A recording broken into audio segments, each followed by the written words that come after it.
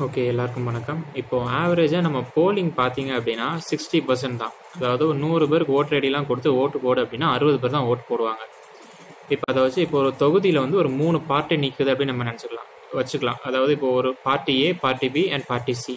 So இப்போ இந்த 60 ஓட்டு ஒரு ரேண்டமாக டிவைட் ஆகுது அப்படின்னா ஒரு பார்ட்டிக்கு 25, இன்னொன்று 20, இன்னொரு இதுக்கு 15, இல்லை 5 ஓட்டு வித்தியாசத்தில். ஸோ இப்போ பார்ட்டி ஏக்கு வந்து 25, பார்ட்டி பிக்கு வந்து 20, பார்ட்டி சிக்கு வந்து 15 ஓட்ஸ். ஸோ இப்போ இந்த மூணில் மெஜாரிட்டியாக இருக்கிறது பார்ட்டி ஏ 25 ஓட்ஸ் வச்சு. ஆனால் ஓட்டு போடாமல் இருக்கிறது 40. ஸோ 25 ஓட் எடுத்த இந்த பார்ட்டி ஏ பெருசா, இல்லை ஓட்டே போடாமல் 40 ஓட்ஸ் இன்னும் ஃப்ரெஷ்ஷாக வச்சிருக்கிறது அது பெருசா? ஸோ மெஜாரிட்டியே இப்போ வந்து ஓட்டு போடாதது தான், ஏன்னா வின் பண்ணது கம்பேர் பண்ணும்போது. ஸோ ரூலிங் பார்ட்டிக்கு கிடைச்ச ஓட்டை விட ஓட்டு போடாமல் இருந்த கவுண்ட் தான் ஜாஸ்தி. அவங்க நினச்சிருந்தாங்கன்னா என்ன வேணாலும் பண்ணியிருக்கலாம். மேபி இந்த பார்ட்டி ஏவை இறக்கிருக்கலாம், இல்லை வேற ஒரு பார்ட்டியை வந்து தூக்கி வச்சிருக்கலாம், என்ன வேணாலும் பண்ணியிருக்கலாம், பெரிய மாற்றத்தை கூட கொண்டு வந்திருக்கலாம்.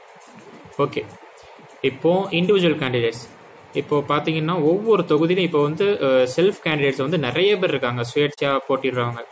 இப்போ ஒரு தொகுதியில் இந்த ஒரு 3 party A, party B and C, அது கூட ஒரு 6 செல்ஃப் கேண்டிடேட்ஸ் நிற்கிறாங்க அப்படின்னு அசியூம் பண்ணிக்கோங்க. அப்படி அந்த 6 பேரில் 4 பேர் வந்து கட்சியை வந்து கட்சியை அவனை வந்து நீ தனியாக நில்லு அப்படின்னு சொல்லியிருப்பாங்க. ஏன்னா ஓட்டு வந்து ஷேர் ஆகிரும். ஸோ அப்படி 6 பேர் வந்து செல்ஃப் கேண்டிடேட் நிற்கும் போது அவங்களோட ப்ரொஃபைல்லாம் செக் பண்ணி பார்த்தீங்க அப்படின்னா ஓரளவு குட்டாக இருக்கும், சேமாக இருக்கும். ஸோ வந்து உங்களுக்கு கன்ஃபியூஷன் வரும்.